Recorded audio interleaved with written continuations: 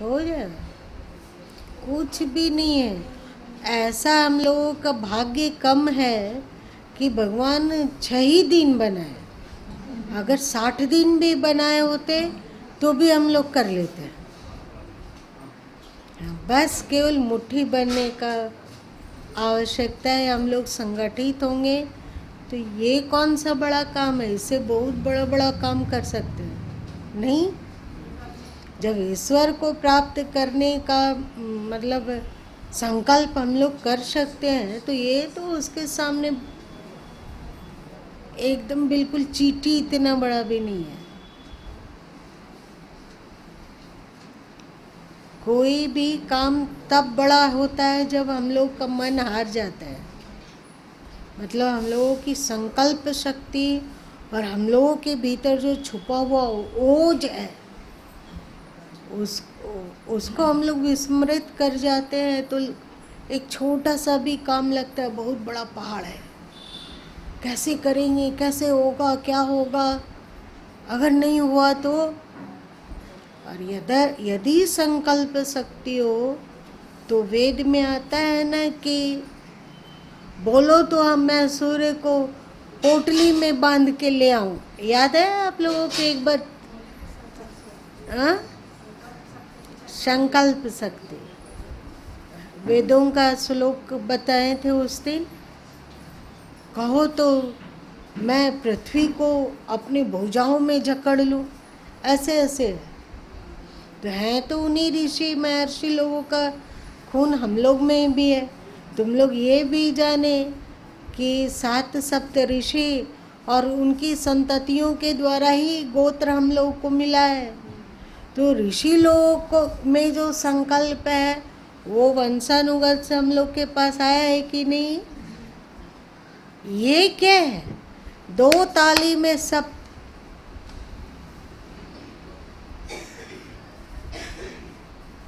ये गुरु माँ बोले ना भुजा इस समय कुछ कुछ होने लगा, हाथ वगैरह में कुछ होने लगा कि क्या करना है, क्या कर ले।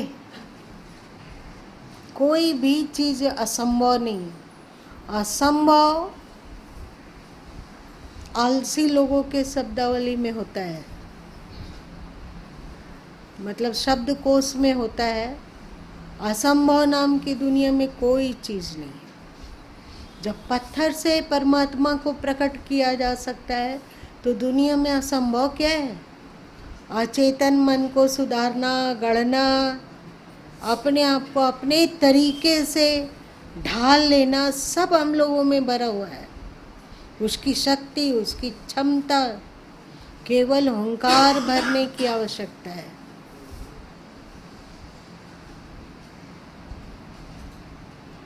ओंकार नहीं तो फिर हम लोग कीड़े मकोड़े की तरह भी ऐसे ऐसे रेंगेंगे ना तो भी लगेगा कि बहुत काम कर रहे हैं, थक गए हैं, इतना रेंगना पड़ा, इतना क्या करना पड़ा। ऐसे जीवन जीना है।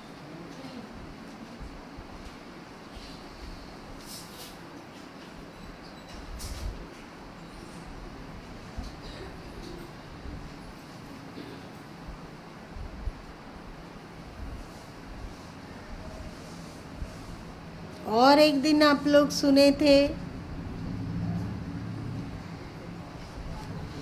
कि भगवान भक्त को नहीं पैदा करता है, भक्त भगवान को पैदा करता है। सुने थे ना? इससे बड़ी और क्या बात हो सकती है? क्या सुने थे अरुण जी उस दिन? तो नरसिंह मेहता जी वाला भी प्रसंग में तो यही बात आया कि जब ये भगवान बोले कि भक्त जिस तरह से हमको याद करता है हम उसके रूप में आ जाते हैं। उदाहरण में भी दिए गीता गीता गुरु माँ तुरंत उसमें विरोध किए इस चीज़ का कि नहीं, जब एक बार समर्पण के भाव आ गए तो दोबारा ये कैसे? बहुत ही अच्छा प्रसंग चल रहा है। हाँ, तो जब भक्त में इतनी क्षमता है कि अपने अनुरूप भगवान को गढ़ ले,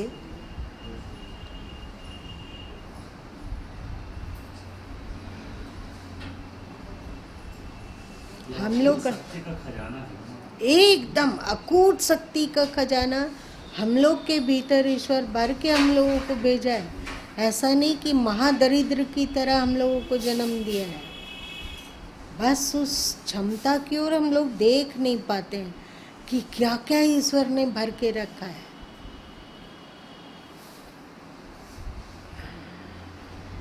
आप लोग रामचरितमानस में भी सुने कि जाकर रही भावना जैसी प्रभु मूरत देखी तीन तैसी, मतलब भावना के अनुसार ईश्वर दिखा, मतलब वो ईश्वर उसके लिए वैसा वैसा रूप धारण किया नहीं, भावना प्रधान हुआ है। एकदम। और भावना कौन उत्पन्न करता है? वो हम लोगों के बस में है कि किसी अदृश्य ईश्वर क्या है। लग रहा है ना, एक ओंकार में हम लोग हनुमान जी की तरह 400 योजन का समुद्र पार कर जाएंगे। आप लोगों को नहीं लगा? बहन लोग को भी नहीं लगा? पहचानो तो अपनी शक्ति को। फिर बाह में कुछ कुछ हुआ, कुछ करने का, कुछ जो जिसको कहते हैं बाह फड़कने लग जाना, उसको इसका मतलब क्या होता है? बाह फड़कने लगना मतलब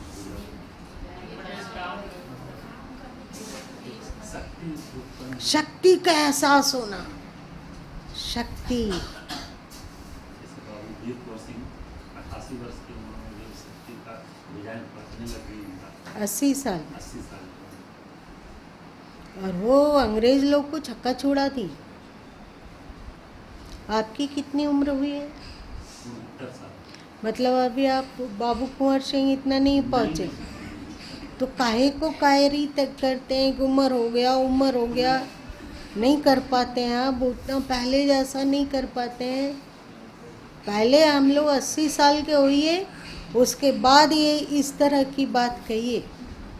हाँ, ये भी हमेशा बोलते रहते कि अब हम बूढ़े हो रहे हैं, बोले गुरुमा साहब का शिकायत करें। जैसा बोले कि उम्र हो रहा है, हम बुढ़ापे की ओर बढ़ रहे हैं, वही बोलते कि 80 साल आपका हो गया। कि हम यंग लोगों से ज़्यादा अच्छा कर सकते हैं। क्या कारण है पता है आपको राम जी?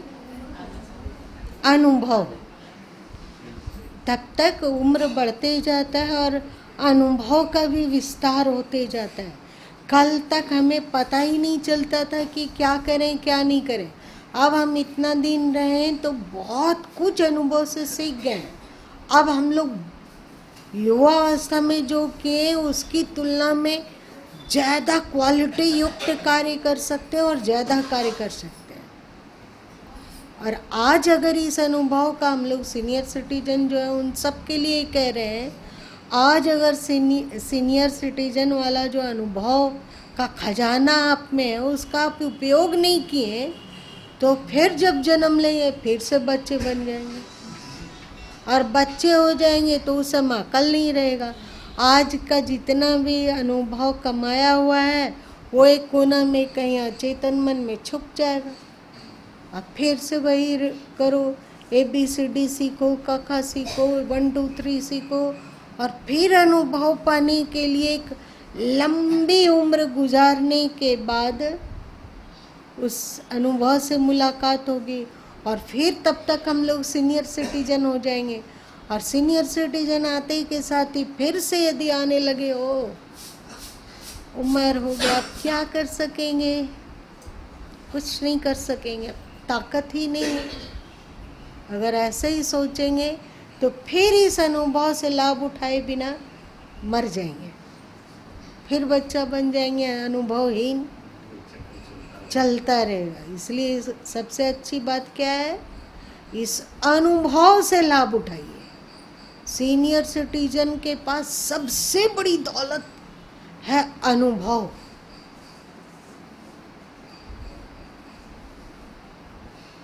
समझ में मेरी बात आई? आप लोग का अनुभव बढ़ा है।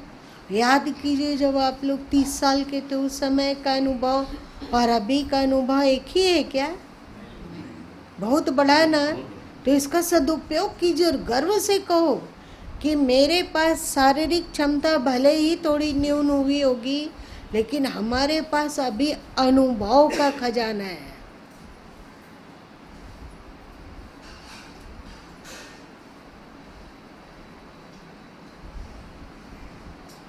भले ही शरीर में अब सलवट पड़ने लगा है, हाथ वगैरह में झुर्रियाँ दिखने लगी हो, पर अभी अंदर की क्षमता, अंदर का अनुभव बिल्कुल यंग रूप से प्रकट हुआ है। हुआ तो आप लोग क्या देखते हैं? इस आँख से जो दिखता है कि झुर्री आ रही है, गले में 2-3 नाड़ियाँ जो विशेष वो उभर रही है, खराब लगता है देखने में। ललाट में भी सलवट आ रहे हैं, आँख के कोने में हंसते हैं तो यहाँ 3-4 रेखा बन जाती है, बनती है कि नहीं? युवा लोग को हंसने को कुछ नहीं रेखा बनेगी, हम लोग हंसेंगे तो 3-4 रेखा बन जाती है। यही सब देखते रहोगे तो आपके भीतर जो छुपा हुआ अनुभव हो वो तो उसका महत्व ही आपने नहीं दिया। देह को देख देख कर परेशान होते रहे। अरे भाई, अपने अनुभव को देखो जो बिल्कुल यंग हो चुका है, युवा। जो यंग लोग नहीं कर सकते हैं उसे आप लोग कर सकते हैं। सीनियर सिटीजन नहीं। अब क्या देखिएगा आप लोग? नहीं देखते, झुर्रियों को नहीं देखता है। तो फिर किसको देखें? अनुभव को देखिएगा। कल बहनों का दिन था, आज सीनियर सिटीजन का दिन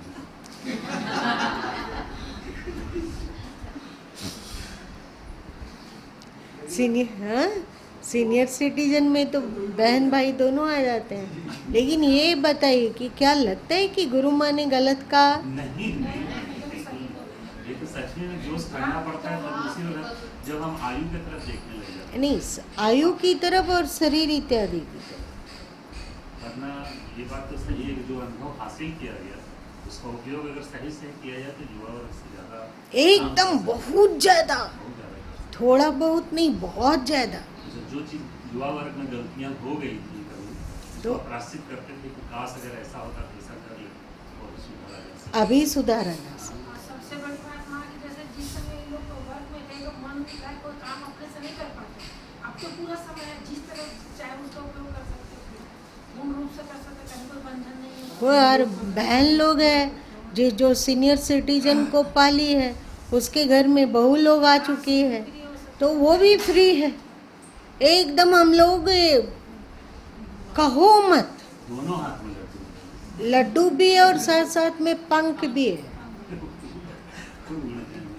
उस ऊंचाई में उड़ के हम लोग जा सकते हैं जहाँ पर युवा लोग पानी भरते हैं।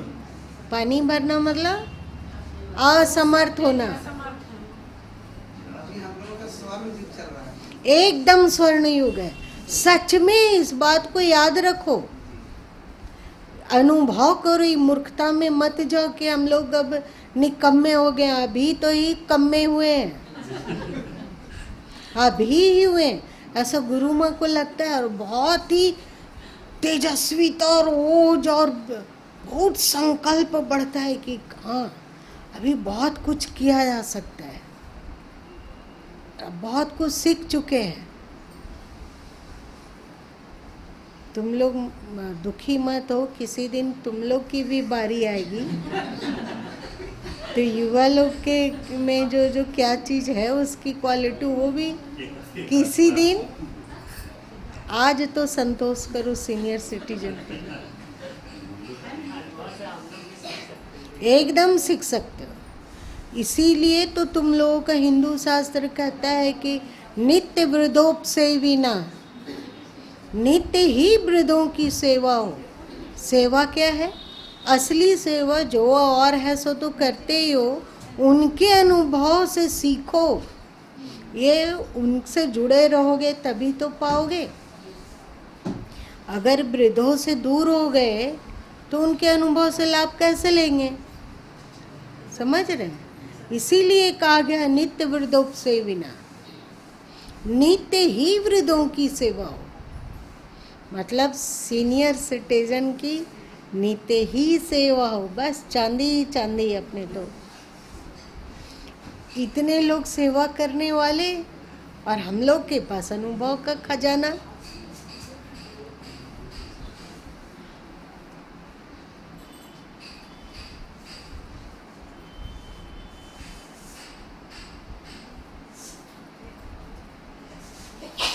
देख रहे हैं कि किस किस सीनियर सिटीजन में के चेहरे में प्रसन्नता और किस किस के अभी तक चेहरा लड्डू ही बना हुआ है।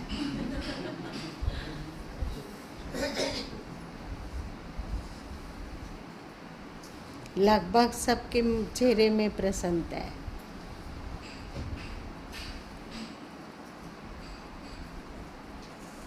बोलना पड़ेगा, senior citizen, senior citizen, senior citizen.